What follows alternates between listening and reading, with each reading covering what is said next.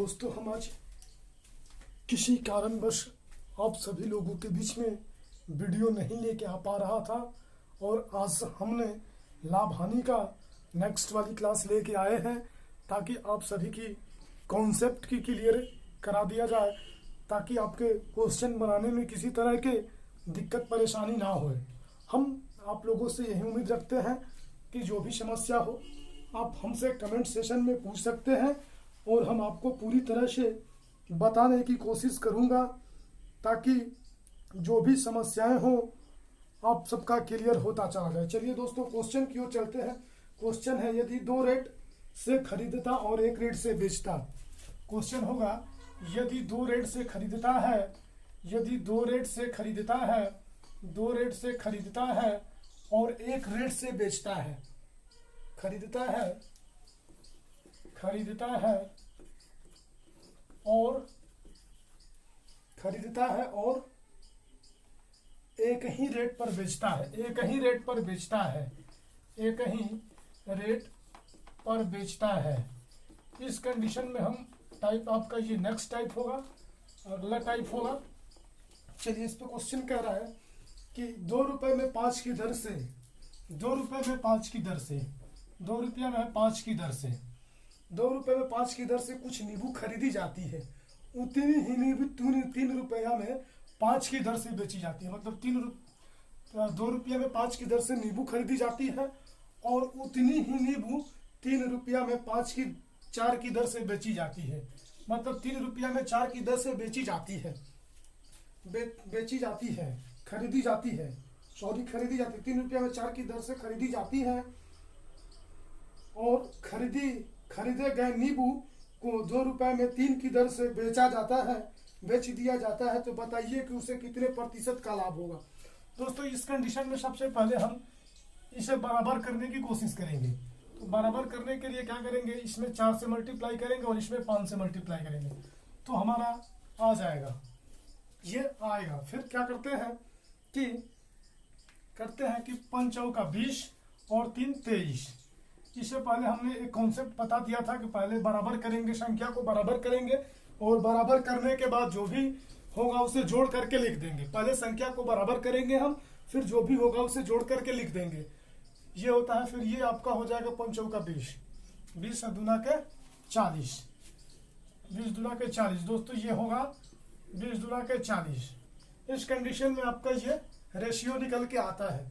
तो इस रेशियो से निकल के आता है तो हम करते हैं कि इस रेशियो में जो भी आया, फिर 3 रुपया में 2 रुपया में 3 की दर से बेची जाती है। 3 रुपया में तो क्रॉस मल्टीप्लाई करते हैं दोस्तों, तो करेंगे तो क्या हो जाएगा, ये 80 हो जाएगा और ये 23 तिया 69 हो जाएगा। ये 23 तिया 69 हो जाएगा और ये 20 चौका 80 हो जाएगा, 20 चौका 80 हो जाएगा। तो हम क्या करते हैं कि इस कंडीशन में जो हमारा निकलता है, ये SP = होगा और ये CP = हमारा होगा। ये SP जो है 80 के बराबर हो जाएगा और CP जो होगा हमारा 69 के बराबर हो जाएगा, 69 के बराबर हो जाएगा। तो हम इस नियम से क्या देखते हैं कि ये क्वांटिटी जो है, ये क्वांटिटी इससे कितनी छोटी है, 11 छोटी है। तो क्या करते हैं कि 11 डिवाइड बाई कितना पे, 11 आपके 80 पर हो जाएगा दोस्तों। 69 पे आपका हो जाएगा और परसेंटेज में बदलना है। तो परसेंटेज में जब बदलेंगे तो हमें 100 और लाभ निकालना है, मतलब हमें प्रॉफिट निकालना है, हमें प्रॉफिट निकालना है। तो जब ये करिएगा तो आपका आएगा, ये करिएगा, फिर इसे आप कटाइए, कटेगा शायद नहीं, तो इसको मल्टीप्लाई कर लेते हैं। तो 1100 के रेंज में आएगा और डिवाइड बाई 69 के रेंज में आएगा। ये मल्टीप्लाई हो जाएगा तो ये 1100 के रेंज में हो जाएगा और ये 69 के रूप में हो जाएगा। तो इसे जब हम कटाएंगे, कटने की तो उम्मीद नहीं है, तो ये ऑलरेडी आपका इतना ही परसेंटेज के फॉर्म में आ जाएगा, इतना ही परसेंटेज के फॉर्म में आ जाएगा। एक बार दोस्तों हम रिपीट कर देते हैं। कहने का तात्पर्य है कि पहले हम वस्तु की संख्या को ऑलरेडी बराबर करेंगे, वस्तु की संख्या को हम इक्वल करेंगे, इक्वल करने के बाद जो बचा उसे जोड़ करके लिख देंगे। तो इसमें क्या करते हैं कि इसमें 4 से मल्टीप्लाई करते हैं और इसमें 5 से मल्टीप्लाई करते हैं। इसके बाद करने के बाद क्या होगा कि जो बचा उसे हम जोड़ करके लिख देते हैं, जो बचेगा उसे हम जोड़ करके लिख देते हैं। फिर ये कंडीशन आपका है। फिर अगला जो रेट आपका दे रखा है, अगला रेट जो दे रखा है 2 रुपये में 3 की दर से, तो अगला वाला रेट जो है उसको हम 2 रुपया में 3 की दर से फिर इसे बनाएंगे। तो इसको क्रॉस मल्टीप्लाई कर देंगे, तो जब हमारा सीपी निकल के आएगा 80 के रेंज में आएगा, एसपी निकल के आएगा 80 के रेंज में, और सीपी हमारा 69 के रूप में आएगा। फिर देखेंगे ये चीजें कि हमारा एसपी जो है सीपी से कितना बड़ा है, एसपी जो है सीपी से कितना बड़ा है। तो इस कंडीशन में इसे एसपी को प्रॉफिट निकालना है, तो प्रॉफिट की कंडीशन में हम सेलिंग प्राइस को कॉस्ट प्राइस से घटाएंगे तो वो निकल के आएगा। इस कंडीशन में हमारा ये आपका आंसर हो जाएगा। अगर दोस्तों आपको किसी भी तरह की समस्याएं होती हैं आप कमेंट सेक्शन में हमें पूछ सकते हैं। यहाँ पे एक नोट है कि किसी वस्तु की संख्या बराबर करेंगे और उसके बाद जोड़ करके लिख देंगे। वस्तु की संख्या को हम बराबर करेंगे और जो बचा उसे जोड़ करके हम लिख देंगे। ये हमारा कॉन्सेप्ट के नोट है, नोट के रूप में इसी के कंडीशन में हम कर देते हैं। चलिए आगे की ओर चलते हैं। अगला टाइप दूसरा होगा। दोस्तों अगर आपको किसी भी तरह की समस्याएं लगती है तो आप कमेंट सेक्शन में हमसे कमेंट करके पूछ सकते हैं, हम आपको पूरी तरह से समझाने की उम्मीद रखता हूं। इससे बेहतर नियम आपको, इससे बेहतर ट्रिक आपको कहीं नहीं मिलेगा, हम आपको 100% दावा करते हैं।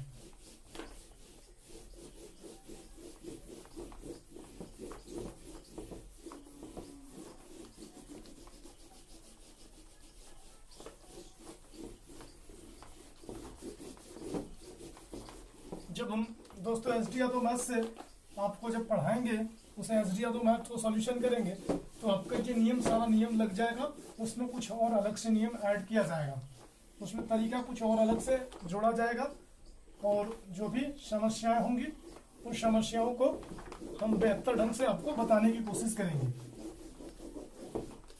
चलिए नेक्स्ट टाइप होगा, नेक्स्ट क्वेश्चन होगा कि 1 रुपये में 4 की दर से, मतलब 1 रुपया में 4 की दर से, 1 रुपये में 4 की दर से कुछ नींबू खरीदी जाए और उतनी ही नींबू 1 रुपया में 8 की दर से बेची जाए, उतनी ही नींबू 1 रुपया में 8 की दर से बेची जाए, उतनी ही नींबू 1 रुपया में 8 की दर से खरीदी जाए और उसे 1 रुपया में 6 की दर से बेच दिया जाए तो कितना प्रतिशत का लाभ होगा। 1 रुपया में 8 की दर से, 1 रुपया में 8 की दर से।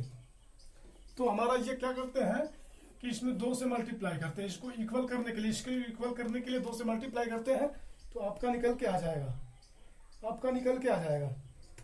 तो इसमें वही लगेगा, वस्तु की संख्या को बराबर करेंगे, वस्तु की संख्या को बराबर करेंगे और जो बचेगा उसे जोड़ करके लिख देंगे। वस्तु की संख्या बराबर करेंगे, जो बचा उसे जोड़ करके लिख देंगे। तो ये आपका 2 और 3 हो जाएगा, 2 + 1 3 हो जाएगा। और ये इसको मल्टीप्लाई करेंगे तो 8 चौका 32 हो जाएगा, 8 चौका 32।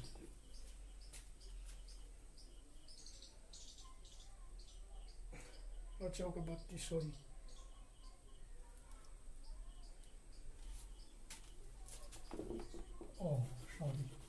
यहाँ 60 के रूप में आ जाएगा, यहाँ 60 के रूप में आ जाएगा, 16 के रूप में आ जाएगा। इस कंडीशन में हमसे पूछा जाए तो हम यहाँ 1 रुपया में 6 की दर से फिर आर्टिकल को बेची जा रही है, 1 रुपया में 6 की दर से जब आर्टिकल को बेची जा रही है तो इस कंडीशन में सीपी जो हमारा होगा ये क्रॉस मल्टीप्लाई कर देंगे, क्रॉस मल्टीप्लाई कर देंगे तो ये हो जाएगा सीपी एसपी 16 रुपया हो जाएगा और सीपी जो हमारा होगा वो कितना हो जाएगा 18 रुपया हो जाएगा। ये राशि से कितनी छोटी, ये राशि इससे बड़ी है तो कितना बड़ी है, 2 है, कितना पे 16 पे, और परसेंटेज में बनाने के लिए 100 से मल्टीप्लाई कर देते हैं, परसेंटेज में बनाने के लिए मल्टीप्लाई कर देते हैं। ये सीपी सॉरी 18 पे होगा, ये 18 पे होगा। तो 18 पे जब होगा तो ये 9 बार में चला जाएगा, 9 दूना का 18, तो इसे करेंगे तो 100 बटा के 9 आ जाएगा। तो 11 से ही 1/9% के रूप में आएगा, यही हमारा आंसर हो जाएगा। दोस्तों इससे बेहतर नियम आपको कहीं नहीं मिलेगा, जितना हम छोटे छोटे रूल के साथ फॉलो करते हैं उतना ही बेहतर है। चलिए आगे चलते हैं, आगे चलते हैं। नेक्स्ट क्वेश्चन, अगला टाइप चेंज हो जाएगा, यहाँ से आगे का टाइप चेंज हो जाएगा। अगर आपको किसी तरह की समस्या हो आप कमेंट सेक्शन में कमेंट करके पूछें, हम आपको पूरी तरह समझाने की उम्मीद करता हूँ। बस तरह आप डिसिप्लिन में रहें और उससे बेहतर हमें हौसला नहीं मिल, डिसिप्लिन में रहेंगे हमें हौसला बढ़ता जाएगा और आगे कमेंट करें कि कौन सा चैप्टर बताया जाए। दोस्तों हम इसके बाद तुरंत SDA मैथ से हल कराएंगे। ये खत्म कर लेने के बाद थ्योरी, फिर उसमें डिस्काउंट चलेगा, डिस्काउंट की थ्योरी, डिस्काउंट के बाद 1-2 क्लास में डिस्काउंट आपका ऑलरेडी पूरा खत्म करा देंगे 2-3 क्लास में। और डिस्काउंट खत्म होने के बाद फिर आपके टाइम एंड वर्क चलेगा। टाइम एंड वर्क कमेंट करके बताएं कौन सा चैप्टर बनाएंगे। चलिए, कह रहा है कि यदि खरीदते समय एवं बेचते समय लाभ होता हो, खरीदते समय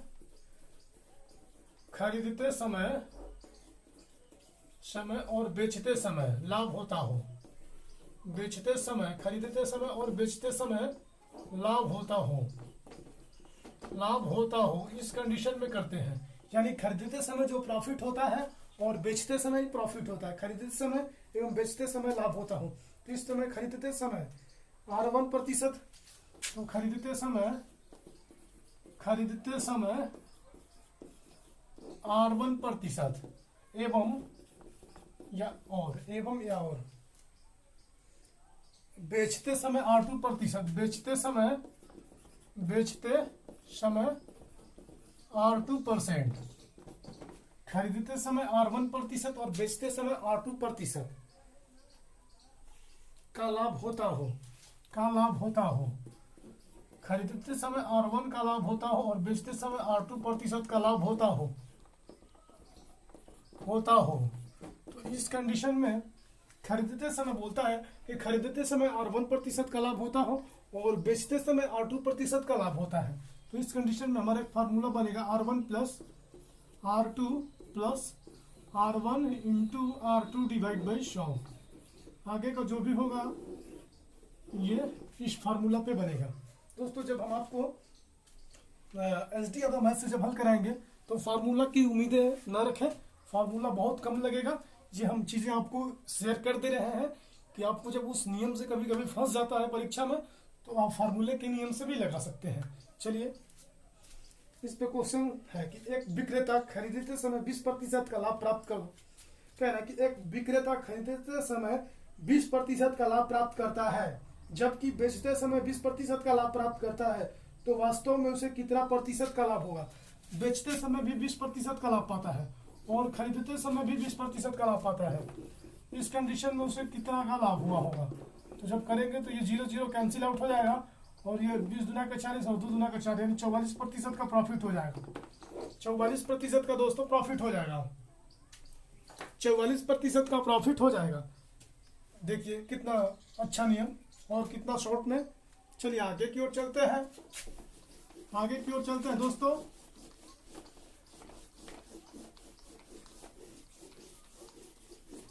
कंटिन्यू अब डेली एक वीडियो डालते चलेंगे ताकि आपकी जो भी समस्याएं हो वो खत्म होती चली जाए।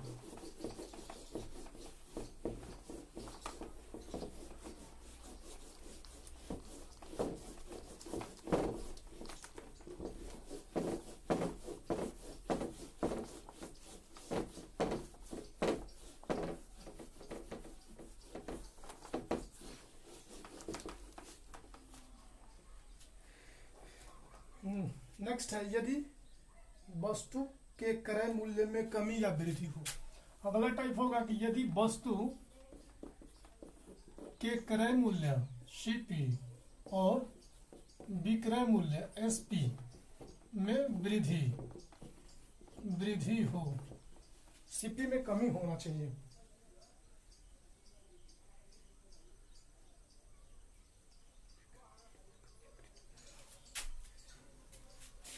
वस्तु के क्रय मूल्य में कमी या वृद्धि हो, कमी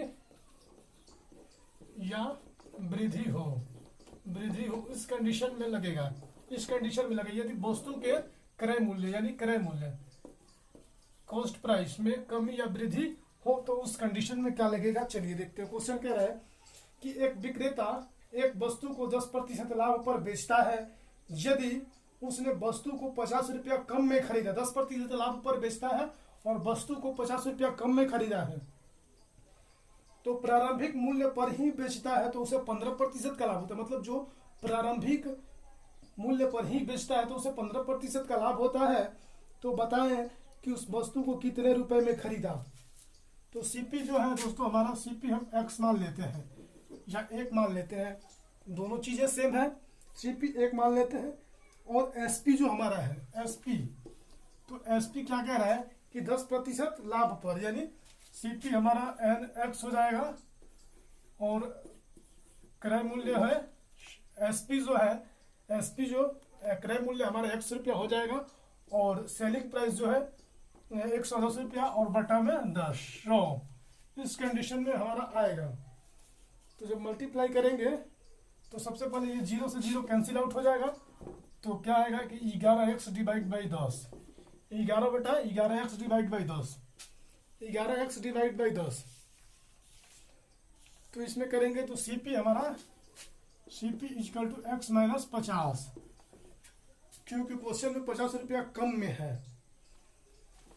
तो एसपी, एसपी क्या होगा, एसपी क्या होगा तो x minus 50 into 110 x divide by 10, ये निकल के आएगा। लेकिन यहाँ क्वेश्चन में 15% लाभ, लाभ का पूछा है तो लाभ ये होगा, तो ये हमारा होगा। तो कटेगा, ये कटेगा तो ये 23 बार में चला जाएगा, 23 × 5 = 115 और 20 × 5 = 100। तो हमारा क्या होगा कि x माइनस 50 और into 23x divide by 20, 23x और डिवाइड बाई 20, ये कंडीशन हमारा निकल के आएगा। तो ये निकल के आएगा। एक मिनट, यहाँ यक्स नहीं होना चाहिए ना, यक्स तो इधर है, 11 रुपये है। तो ये निकल के आएगा, तो इस कंडीशन में निकल के आएगा। तो आगे आगे क्या किया जाएगा, एक जगह इसे हम पक्षांतर करते हैं तो 23 ये x में मल्टीप्लाई हो जाएगा तो ये 23x हो जाएगा और ये -50 हो जाएगा, ये मल्टीप्लाई हो जाएगा, इसके बटा में 20 हो जाएगा, इसके बटा में 20 हो जाएगा।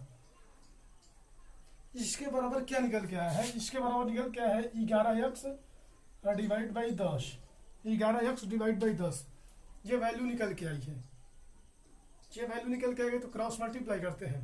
तो जब क्रॉस मल्टीप्लाई करेंगे तो ऑलरेडी हमारा क्या हो जाएगा, 23 रह जाएगा x और माइनस 23x माइनस अब करेंगे तो ये 500, ये निकल के आएगा।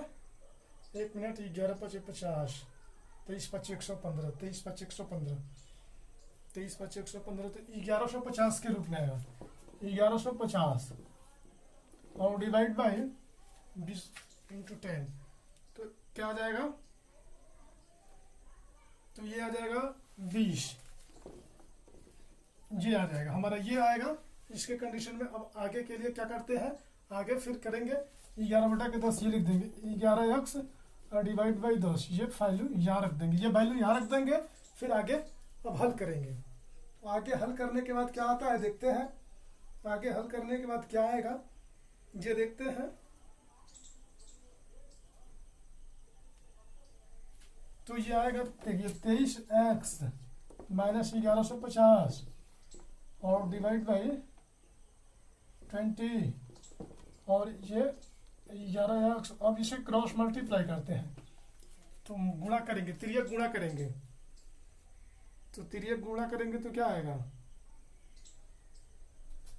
ये तिर्यक गुणा करते हैं तो 23x minus 1150, 23x minus 1150 equal to 11 दूना के 22, ये 0 2 बार में चला जाएगा और ये आके हो जाएगा क्या हमारा 11 दूना के 22x, तो ये घट जाएगा, तो x बराबर 1150, ये 23x में 22x घटेगा तो माइनस 1150 और इधर आएगा तो प्लस में हो जाएगा, पॉजिटिव हो जाएगा। जब x को इधर लेके आएंगे तो ये 1150 हमारा पॉजिटिव हो जाएगा। अगर आपको कहीं भी दिक्कत हो तो आप कमेंट सेशन में कमेंट करके हमसे पूछ सकते हैं, हम आपको पूरी तरह से समझाने की कोशिश करते हैं। आइए इसके लिए एक छोटा सा रूल हम बताने की कोशिश करते हैं आप लोगों को। छोटा रूल,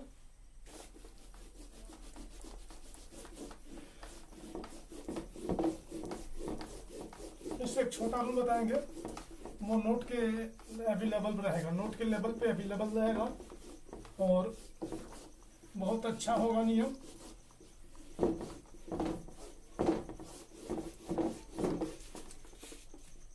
वो हमारा नोट के लेवल पे रहेगा।